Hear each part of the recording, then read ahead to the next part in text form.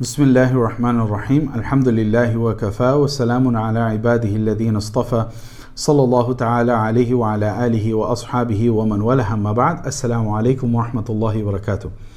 Inshallah, in this episode we are going to discuss ayah number 133 of Surah Al-An'am, juz number 8, surah number 6, where Allah subhanahu wa ta'ala says وَرَبُّكَ الْغَنِيُّ ذُو الرَّحْمَةِ إِن يَشَأْ يُذْهِبْكُمْ وَيَسْتَخْلِفْ مِنْ بَعْدِكُمْ مَا يَشَاءُ كَمَا أَنْشَأَكُمْ مِنْ ذُرِّيَّةِ قَوْمٍ آخَرِينَ. The theme of this ayah, which I want us to focus on, is actually Faqr, which is our absolute utter dependency on Allah subhanahu wa ta'ala. In Arabic there's a saying that things are recognized by their opposites. تُعْرَفُ الْأَشْيَاء بِضِدِّهَا.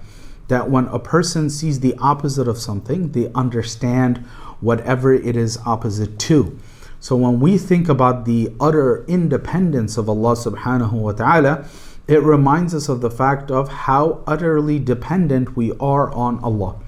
In this ayah number 133, Allah subhanahu wa ta'ala says, and your Lord is ghani.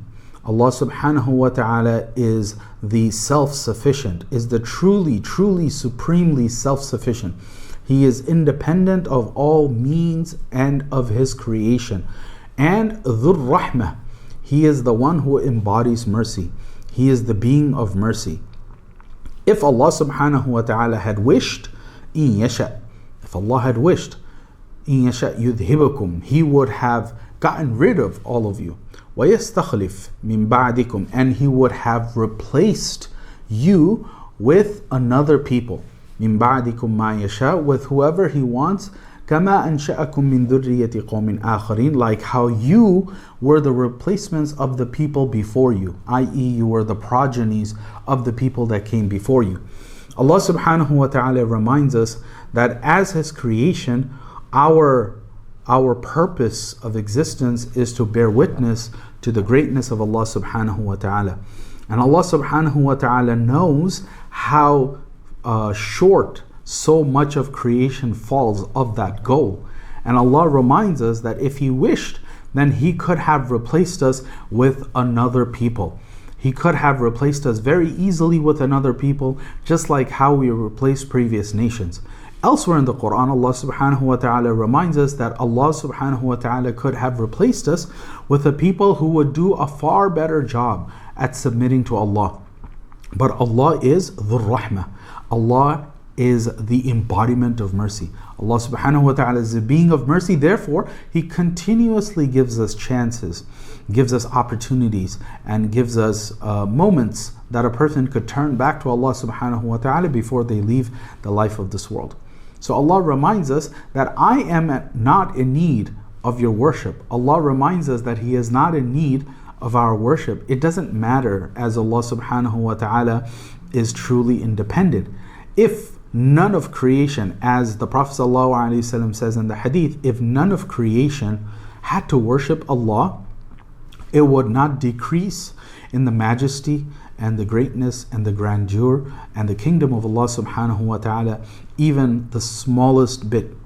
And if all of creation, the man, the human beings and the jinn, from the first to the last, if everyone had to worship Allah subhanahu wa ta'ala with sincerity, with ihsan, throughout all of their existence, and there was no one to disbelieve in Allah, it would not increase the grandeur and the majesty and the greatness of Allah subhanahu wa ta'ala one bit. Our worship is for our benefit, which makes us completely and utterly in need of Allah subhanahu wa ta'ala at all times. And this is something that we have to always remind ourselves of, that when we worship Allah subhanahu wa ta'ala, I am the only beneficiary, not just the primary beneficiary, because no one else benefits from my worship, right? Even if I am sincere, I am benefiting myself, because Allah subhanahu wa ta'ala is simply great beyond my worship, and despite my worship, Allah subhanahu wa ta'ala doesn't need my acknowledgement of His greatness to be great. But when I bear witness to the greatness of Allah, then it is good for me. And it is worth reminding ourselves of this continuously at all times, to give us a sense of confidence and enthusiasm and love and effort when we worship Allah subhanahu wa ta'ala, that I am doing this for my own benefit, because Allah doesn't need me. The religion of Allah subhanahu wa ta'ala does not need me. Who am I? I am one of millions, billions, trillions of the creations of Allah subhanahu wa ta'ala.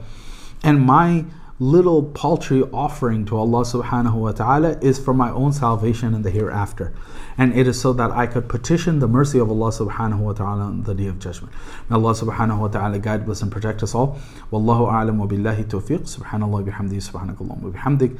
Ashhadu an la ilaha illallah, astaghfiruka wa atubu ilayk. Assalamu alaikum wa rahmatullahi wa barakatuh.